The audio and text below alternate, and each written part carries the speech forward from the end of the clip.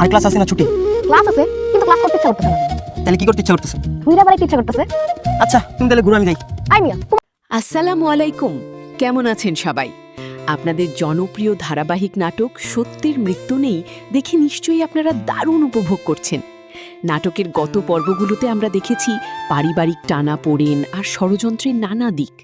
আর এখন আপনারা সবাই অধীর আগ্রহে অপেক্ষা করছেন যে পরবর্তী পর্বে কি হতে যাচ্ছে, তাই না? চলুন তবে এক নজরে দেখে নেওয়া যাক আগামী পর্বের কিছু গুরুত্বপূর্ণ ঘটনা। গত পর্বে আমরা দেখেছি মঈন এবং তার পরিবার ষড়যন্ত্রের শিকার হয়ে কতটা বিপাকে পড়েছিল, কিন্তু এবারের পর্বটি হতে যাচ্ছে সম্পূর্ণ আলাদা। মঈন কি পারবে তার পরিবারের সম্মান ফিরিয়ে আনতে?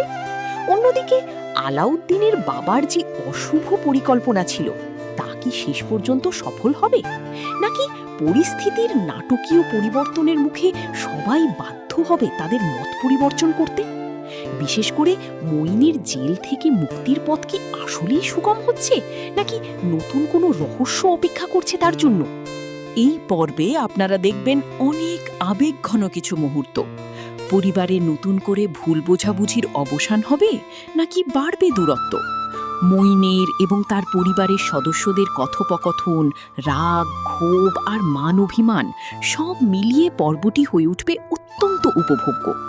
আপনারা যারা ধৈর্য ধরে এই গল্পের প্রতিটি বাঁক পর্যবেক্ষণ করছেন তারা বুঝতে পারছেন যে সত্যের জয় হওয়ার পথটি খুব একটা সহজ নয়, কিন্তু তা নিশ্চিত।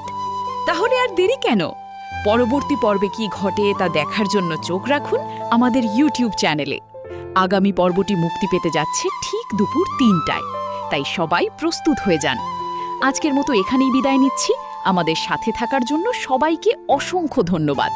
দেখা হচ্ছে আগামী পর্বে। সে পর্যন্ত সবাই ভালো থাকবেন, সুস্থ থাকবেন। আল্লাহ হাফেজ।